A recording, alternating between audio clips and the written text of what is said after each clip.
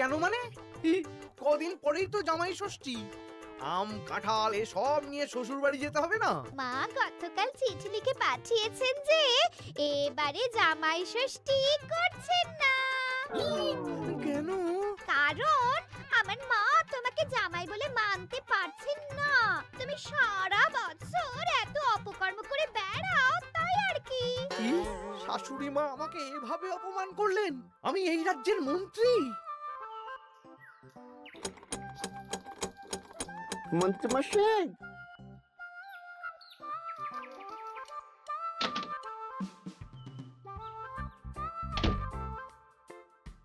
মন্ত্রীমশাই, কানাঘুষে খবর পেলাম গোপাল এবার ওর জামাইকে গলদা চিংড়ি ইলিশ মাছ দুটোই খাবে।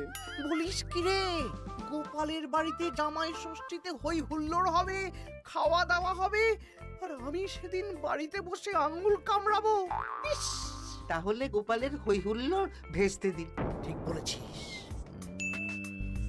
শোন, দুটো চিঠি লিখতে হবে, মানে ভালো কাউকে দিয়ে লেখাতে হবে। কি চিঠি? একটা চিঠি লেখা হবে গোপালের জামাইকে, আর আরেকটা চিঠি লেখা হবে গোপালকে। চিঠিতে কি লেখা থাকবে মন্ত্রী মশাই? গোপালকে যে চিঠিটা পাঠানো হবে সেটাতে লেখা থাকবে জামাই ঘুরতে যাবে বলে এবছর জামাই ষষ্ঠীতে তারা আসতে পারবে না। আর জামাইকে যেটা পাঠানো হবে সেটাতে লেখা থাকবে গোপাল এবার রাজবাড়ির কাজে খুব ব্যস্ত, তাই জামাই ষষ্ঠীতে কোনো আচার অনুষ্ঠান করতে পারবে না, তাই এবারে জামাই ষষ্ঠী হবে না, তাই তো? একদম তাই। তোরা এই চিঠি পাঠানোর ব্যবস্থা কর। অন্তত নিজের মনে শান্তি না থাকলেও গোপালের অশান্তি দেখলে একটু তো সুখ হবে।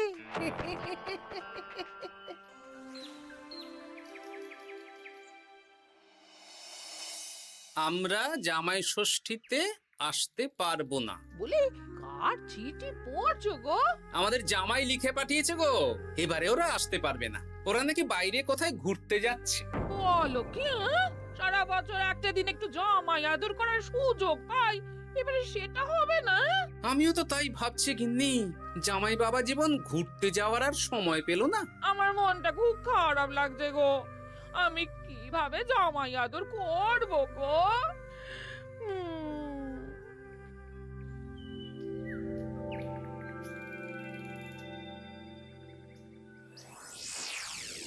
জামাই বাবার জীবন, এই বছর আমি রাজসভার কাজে খুব ব্যস্ত থাকবো, তাই এবারে জামাই ষষ্ঠী পালন করতে পারবো না। তোমাকে আর মিনুকে পরে একদিন খাইয়ে দেব। আমার আশীর্বাদ নিও, ভালো থেকো, ইতি তোমার বাবা শ্বশুর গোপাল। হ্যাঁ, এই তুমি কার চিঠি পড়ছো গো? তোমার বাবার চিঠি গো। কি লিখেছে গো চিঠিতে? এবারে জামাই ষষ্ঠী হবে না, আমার খাওয়াও হবে না। হ্যাঁ নয় হ্যাঁ, দূর দূর, ভাল লাগে না।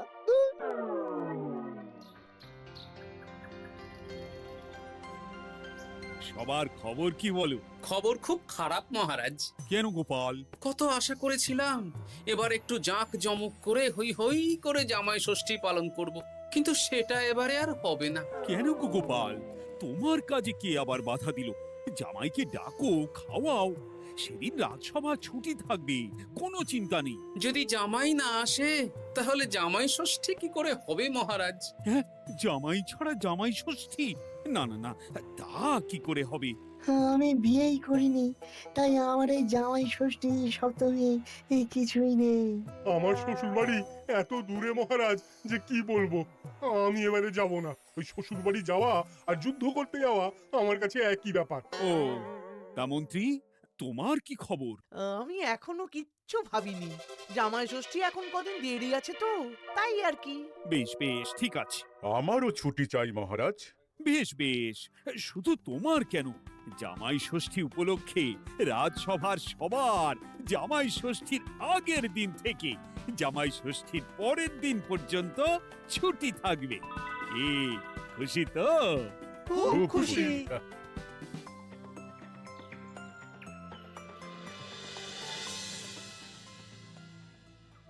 এ কি গো গিন্নি, আজ শুধু আলু সেদ্ধ আর ভাত? আমার মনটা ভালো নেই। তোমার ইচ্ছে হলে তুমি নিজে রান্না করে খাওগে যাও। তোমার আবার কি হলো? কি হলে তুমি জানো না বুঝি? আমাদের জামাই আসবে না। প্রত্যেক বছর উপোস করে থাকি, জামাই বাবা জীবনকে খাওয়াই। জামাইকে খাওয়ানো কত কত পুণ্যের কাজ। ও এই ব্যাপার, তুমি খাওয়াতে চাও তো? শোনো গিন্নি, আমার মাথায় একটা বুদ্ধি এসেছে। এতে তোমারও পুণ্য লাভ হবে। কি বুদ্ধি শুনি? আমাদের রাজ্যের বেশ কয়েকজন জামাইকে খাওয়ালে কেমন হয়? মানে যারা ধরো জামাই ষষ্ঠীতে শ্বশুর বাড়িতে যেতে পারবে না। মানে মানে এই যে ধরো না, আমাদের সেনাপতি তো দূরে শ্বশুর বাড়ি বলে এবছর যাবে না। ওকে বা ওর মতন আর কয়েকজনকে যদি জামাই ষষ্ঠীর দিন আমরা খাওয়াই, তাহলে কেমন হয় গিন্নি? তাহলে তো বেশ ভালোই হয় গো। এই বছর আমাদের নিজেদের এক জামাইকে না খাওয়াই, অনেক জামাইকে একসাথে খাওয়াবো। হ্যাঁ, বেশ, তাহলে তুমি গ্রামে কয়েকজন জামাই খোঁজো। ঠিক আছে গো, ঠিক আছে। আমি আজ বিকেলে দেখছি।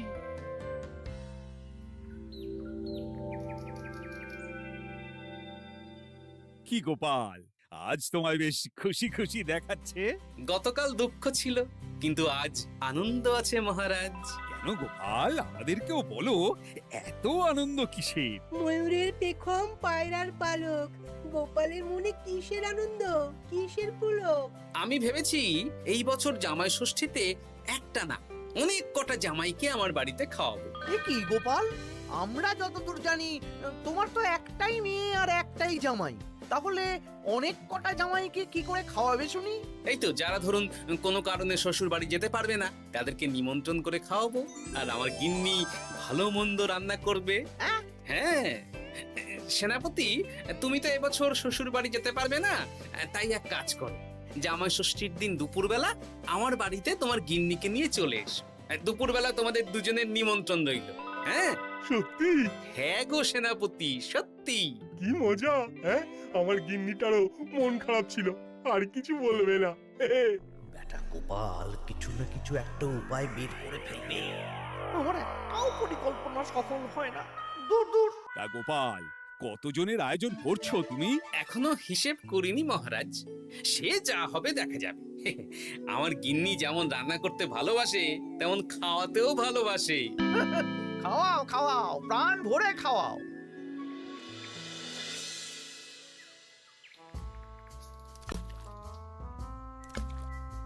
আমার প্রত্যেকটা পরিকল্পনাতে গোপাল এইভাবেই জল ঢেলে গেল চিরকাল। কি আর করবেন, ছেড়ে দিন। ও আপনার চিরশত্রুই থাকবে। না না না না না, ছাড়া যাবে না। তোরা বুঝতে পারছিস না, এভাবে গোপাল গণজামাই ভোজন করিয়ে কত মান সম্মান বাড়িয়ে নেবে। হ্যাঁ, আপনার কূটবুদ্ধি আর গোপালের শ্রীবৃদ্ধি হবে। একদম বাজে কথা বলবি না।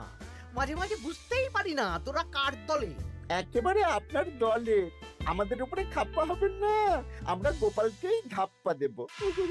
বেশ বেশ, শোন তাহলে, গোপাল যখন এত লোকজনকে খাওয়াবে, তখন নিশ্চয়ই বাজার দোকান ভালোই করবে। হ্যাঁ, তা তো করবেই। গোপাল তো আর নিজের ঘরের ভিতরে চাষ করেন না, সবই বাজার দোকান থেকেই কিনতে হবে। তোরা আজ থেকেই সব দোকানে দোকানে খোঁজ নিতে শুরু করে দে, গোপাল কোথায় কি কি বায়না করছে। আচ্ছা, তারপর ওই মালপত্র বাজার দোকান থেকে আর গোপালের বাড়িতে যেন না পৌঁছয়, সেই ব্যবস্থাটা করতে হবে। মানে বলতে চাইছেন গোপাল বাজার দোকান থেকে বড় কিছু নিয়ে বাড়ি ঢোকার আগেই সেটা ওর হাত থেকে ছিনতাই করতে হবে, তাই তো? একদম তাই। যা, এক্ষুনি সব দোকানে দোকানে খোঁজ নেওয়া শুরু কর। ঠিক আছে মন্ত্রী মশাই।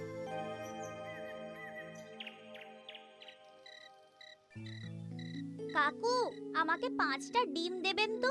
দিচ্ছি, এই নগেন, একটু অপেক্ষা করতে হবে।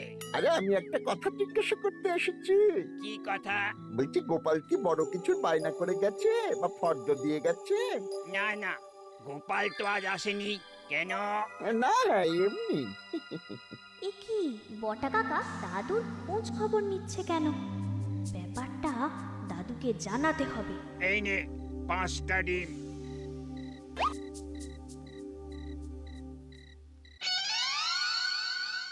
বাসমতি চাল 5 কিলো, মুগ ডাল 3 কিলো। একটু পায়েসও তো বানাবো। গোবিন্দভোগ চালটা লিখেছো তো? এই তো লিখছি হ্যাঁ। গোবিন্দভোগ চাল 2 কিলো। দাদু দাদু, তোমরা কি বাড়িতে কোনো অনুষ্ঠান করছো? হ্যাঁ, তা তোকে কে বললো রে? পুটির বাবা মাও তো আসবে গো জামাই ভোজনে। ও বাড়িতেই হয়তো জেনেছে। বাড়িতে না, মুদি কাকার দোকানে। বটা কাকা একটু আগে মুদি কাকাকে জিজ্ঞেস করছিল গোপাল দাদু কোনো বায়না করেছে নাকি। বটা জিজ্ঞেস করছিল? আমি যতদূর জানি বটা তো অবিবাহিত। তাহলে জামাই ষষ্ঠীর ভোজের ব্যাপারে ওর এত কিসের চিন্তা? হ্যাঁ, তাই তো, গ্রাম থেকে তো পুটির মা, বাবা আর ভোলার বউ আসবে বলেছে। ওদিকে সেনাপতি। তাহলে এই পুটি, বলো দাদু। ওই বটা তো আমাদের মন্ত্রী মশাইয়ের ডান হাত।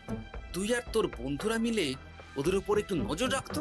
কোনো সন্দেহজনক কিছু জানতে পারলেই আমাকে বলবি। আচ্ছা দাদু, আমি এই ডিমগুলো বাড়িতে রেখেই বেরিয়ে পড়ছি। কিন্তু খুব সাবধানে, ব্যাপারটা খুব গোপনে। আচ্ছা। আমার আয়োজন নিয়ে এত কৌতূহল কিসের? এই পুটি, সেই কখন থেকে এই ঝোপের আড়ালে মশার কামড় খাচ্ছে। ধুর, চুপ চুপ, ওই তো ওরা মন্ত্রী মশাইয়ের বাড়িতে ঢুকছে। চল তাহলে জানলার ফাঁক দিয়ে শুনি। কিরে, কোনো খবর পেলি?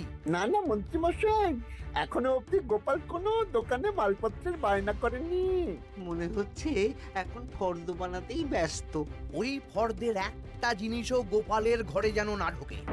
সব ভেস্তে দিতে হবে, বুঝলি? সব ভেস্তে দিতে হবে। তোরা সব সময় নজর রাখ গোপালের উপর। সে তো রাখছি মন্ত্রী মশাই। গোপাল কোনো দোকান থেকে একটু বেশি মাল কিনলেই হাওয়া করে দিবি, কেমন? এ নিয়ে আপনি কোনো চিন্তা করবেন না। দেখলেন তো, গোপাল আর গোপালের জামাইকে এমন চিঠি পাঠালাম, ব্যাটারা দুদিকেই বোকা হয়ে গেল। চিঠি পড়ে গোপাল ভাবছে জামাই আসবে না, আর জামাই ভাবছে আয়োজন হবে না। কেউ বুঝতে পারলো না যে চিঠিটা আপনি পাঠিয়েছেন। এই রকম ভাবেই এবারেও সূক্ষ্ম কাজ করতে হবে।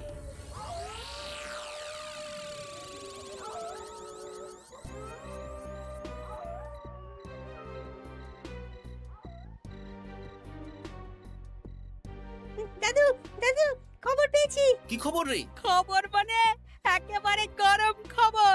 আরে কি শুনলি সেটা বলবি তো। বটা কাকা আর ঘটা কাকা এখনো অবধি গোপাল কোনো দোকানে মালপত্রের বায়না করেনি। গোপাল কোনো দোকান থেকে একটু বেশি মাল কিনলেই হাওয়া করে দিবি। দেখলেন তো, গোপাল আর গোপালের জামাইকে এমন চিঠি পাঠালাম, ব্যাটারা দুদিকেই বোকা হয়ে গেল। ও আচ্ছা, এই ব্যাপার। তার মানে মন্ত্রী মশাই আমাকে টুপি পরিয়েছেন। সাবাস বাচ্চারা, সাবাস। তাহলে আমাদের এবার দাদু খাওয়াবে তো? নিশ্চয়ই। জামাই ষষ্ঠীর দিন তোরা সবাই আমাদের বাড়িতে দুপুরবেলা খাবি। আর কিছু কাজ করতে হবে, বুঝলি? কি কাজ? বলো দাদু, বলো বলো। আমি যে বড় ফর্দ বানিয়েছি সেটা অনুযায়ী একসাথে আনা যাবে না, অল্প অল্প করে তোরা নিয়ে আসবি, আমিও আনবো। বুঝে গেছি দাদু, তাহলে কেউ সন্দেহই করতে পারবে না। একদম তাই। এবার দেখি কাউকে একটা পাঠিয়ে জামাইকে নিয়ে আসতে হবে। হয়তো জামাই আমাকে ভুল বুঝেছে।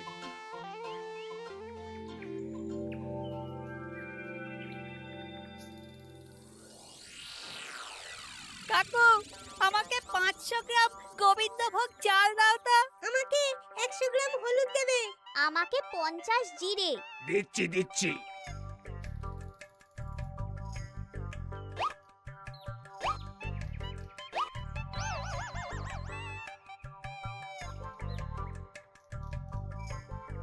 আরে ওই তো গোপাল। ভাইয়া, আমাকে 200 গ্রাম সর্ষের তেল দাও তো। দিচ্ছি গোপাল দাদা, দিচ্ছি।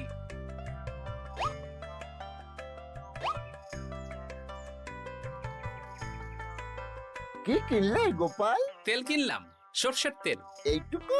ওই আমাদের কর্তা গিন্নি দুজনের সংসার, এইটুকু তেলেই দুজনের চলে যাবে। তোর লাগবে? না না, আমি তেল নিয়ে কি করব? তাহলে জিজ্ঞেস করছিস কেন? এমনি।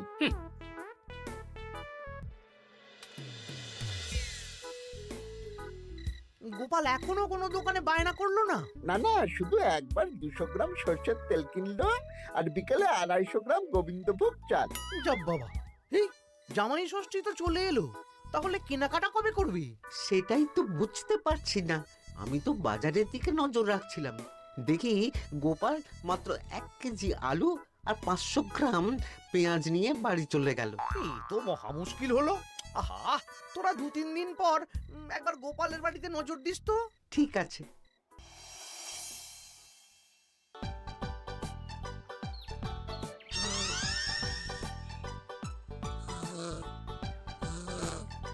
মা ঘুমোচ্ছে, এই সুযোগ। চল পাঁচিল টপকে রান্নাঘরের পিছনে যাই। হ্যাঁ চল।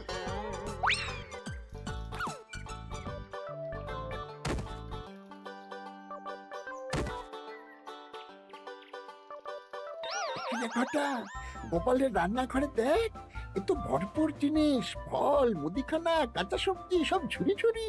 তাই তো, চল চল চল। বলিস কি, গোপাল এত জিনিস কি করে আনলো? সেটাই তো বুঝতে পারছি না। এ কি আমার ওপর দিয়ে বেরিয়ে গেল? শোন, মাছ, মাংস আর দই মিষ্টি তো দিনের দিন কিনতেই হবে, ওগুলো যেন গোপালের বাড়িতে না পৌঁছায়। ওটা আমরা দেখে নিচ্ছি। একদম বিড়ালের মতন ওত পেতে বসে থাকবো, সুযোগ পেলেই ছো মারবো। বিড়াল না, বাঘ হতে হবে।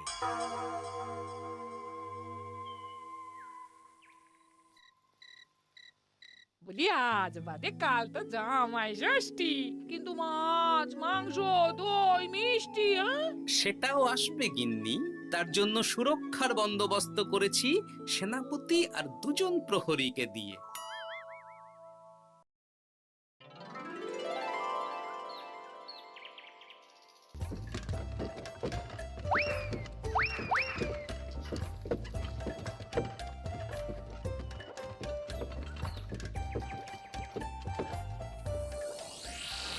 বেটা গোপালকে মাছ, মাংস, দই মিষ্টি নিয়ে এই রাস্তা দিয়েই ফিরতে হবে। বাড়ি পৌঁছাতে পারবে না, তার আগেই হবে আক্রমণ।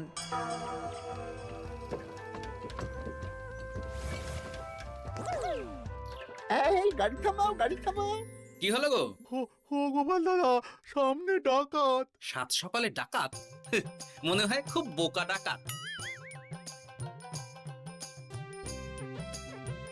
এই গাড়িতে যা যা আছে এক্ষুনি সব আমাদের দিয়ে দাও। নইলে খেচাং ফু। গলাটা তো বটা ঘটা। কিরে, তোরা মুখে কাপড় চাপা দিয়ে ডাকাতির অনুশীলন করছিস? বাজে কথা না বলে মাছ, মাংস, দই মিষ্টি আমাদের হাতে তুলে দাও গোপাল, নইলে। নইলে কি? তার আগে যে অন্য মজা আছে। কি মজা? কিরে, তাল পাতা সেপাই হয়ে ডাকাতি করছিস?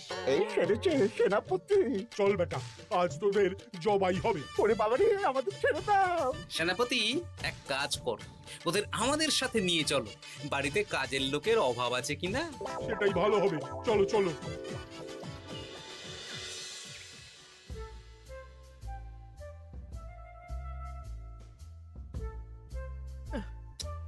ওহ, কি এত বেলা হয়ে গেল, এখনো বেটারা এলো না। যাই তো একবার গোপালের বাড়িতে ঢু মেরে দেখি। উফ, এ কোথায় যে গেল বটা ঘটা? বাবা, বাবা, খাওয়া দাওয়া কখন শুরু হবে?